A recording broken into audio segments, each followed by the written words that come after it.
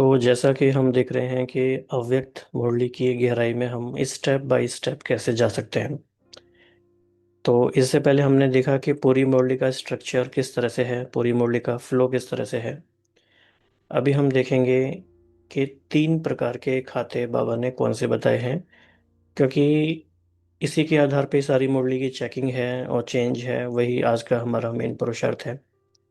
तो 3 प्रकार के खाते बाबा ने कौन से बताए हैं। तो अपने स्व पुरुषार्थ द्वारा श्रेष्ठ पालना के द्वारा जमा का खाता बढ़ाना, यानी कि पहला जो पॉइंट है वो है स्व के पुरुषार्थ द्वारा।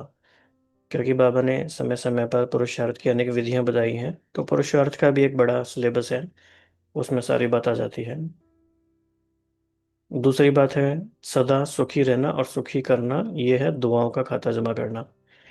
अब इसमें इंपॉर्टेंट बात यह है कि दुआओं का खाता वैसे तो ये पुरुषार्थ में भी आ जाएगा, लेकिन बाबा ने इसको अलग से क्यों कहा, ये भी तो आपके मन में आता ही होगा।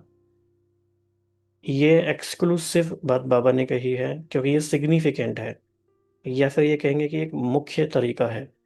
बाबा ने कई बार कहा भी है कि कुछ और नहीं भी कर सकते, कुछ ज्ञान समझ नहीं आता, योग समझ नहीं आता, कुछ भी नहीं दिमाग चलता, तो बाबा कहते हैं सिर्फ दुआओं का खाता जमा करो तो सब कुछ सहज हो जाएगा। यानी एक्सक्लूसिव फोकस इस पे करना है, इसीलिए बाबा ने इसको अलग से रखा है।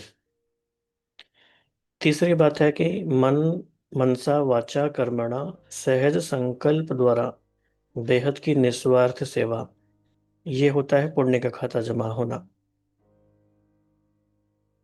तो ये भी बहुत गहरी बात है, इसको भी बाबा ने अलग से क्यों रखा है, क्योंकि ये सेवा की बहुत सूक्ष्म और महीन विधि है, और इस पे भी बाबा चाहते हैं कि हमारा स्पेशल फोकस हो।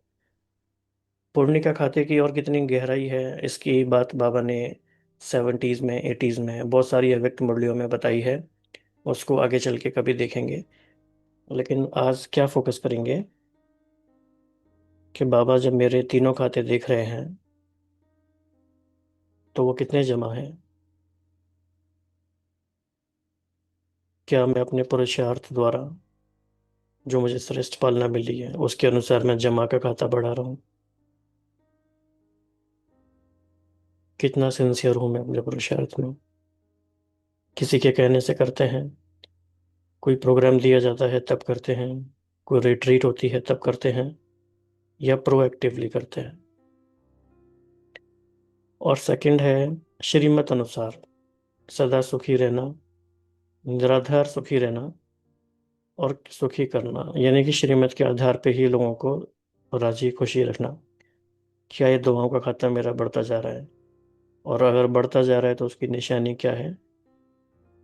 और तीसरा, मेरा जो रिसोर्स है, ये मनसा वाचा कर्मणा हमारे रिसोर्स है, इनको मैंने बेहद की निस्वार्थ सेवा में कितना लगाया है।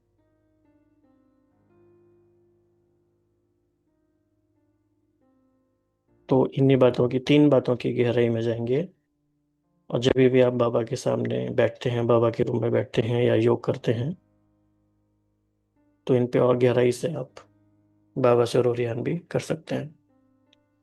ठीक है जी। नेक्स्ट वीडियो में हम देखेंगे कि ये खाते अगर जमा है तो उसकी निशानी क्या है।